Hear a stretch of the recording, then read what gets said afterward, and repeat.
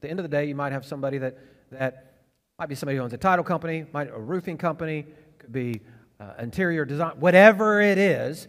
The reality of it is if there's an opportunity to bring those businesses into your ecosystem and own more of the customer, that makes a lot of sense, right? Yeah. Let's just kind of touch on that a little bit. Yeah, I mean, it's that feeling the first time that you do a no money out of pocket deal with a house. It's kind of crazy. Like, I remember the first time that I did that and somebody signed the deed and we're just sitting there and I'm like, I literally didn't give them anything, but I have title to the house now and they're still on the loan. That's kind of crazy. And they'll do that with businesses too. The only cool thing about businesses is that while there's only a few ways to do that in real estate, there's a couple hundred ways to do that in business. And so having the ability to have to acquire somebody else's business without using your cash or your credit, there's so many ways beyond seller financing that you can do that. You know, we've identified about 227 now.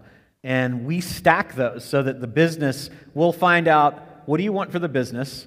We'll be sure that that's a reasonable price. And then I don't negotiate, I collaborate. We're going to collaborate to get you that price. I don't really want to haggle about the price. I want to haggle about the terms. Because we'll really pay any price if the terms are right? If it's $1 million for a glass of water that we want and we can pay a penny a year for 1 million years or 10 million years, that might be okay. Right? Especially if we're not on the hook for it. So that's an important thing to realize, though. So then you're like, okay, well, I'm not constrained by the ability to get them what they feel they should get for the business, as long as it's within the realm of reason. And if it's not, there's plenty of third-party data we can show them to say, actually, this is kind of what it's worth. So, let's work towards that. But then you're talking about terms. And when you're talking about terms, then you can look at all the different components of the business. And there's so many things that people don't think about in their business.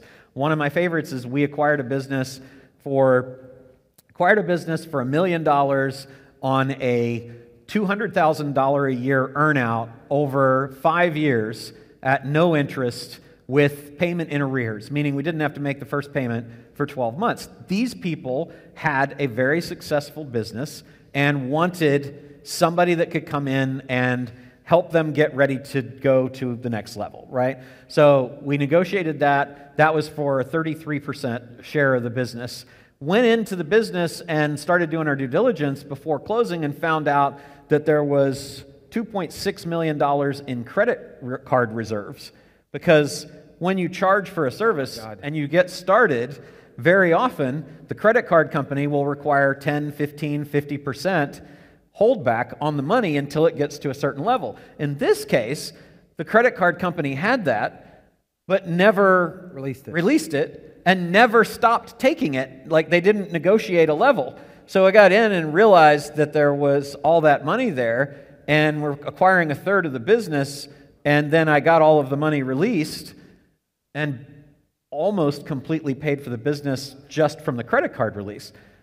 But what actually happened was we just distributed that money out, and I still did the financing over the 5 years, and the income from the business paid for that. So like, that's just one thing.